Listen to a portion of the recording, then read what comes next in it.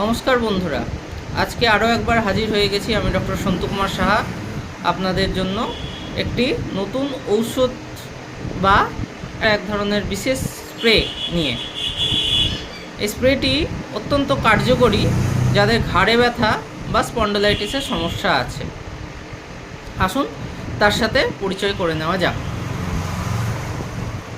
এটি হলো ভার্গব কোম্পানির স্পন্ডিন ড্রপ, অনেকেই শুনেছেন। তারই নতুন বা আধুনিক কিছু, সেটি হলো স্পন্ডিন স্প্রে।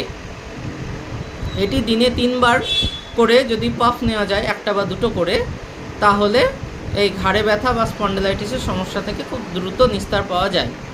এবার কিভাবে এই পাফটি নেবেন? দিনে 2 বা 3 বার জিভের তলায় সাবলিঙ্গুয়াল রিজিয়নে যদি 2 বা 3টে করে পাফ নেওয়া যায় সারাদিনে মোট 3 বার, তাহলে আস্তে আস্তে ঘাড়ে ব্যথাটা কমতে শুরু করে। এটি কন্টিনিউ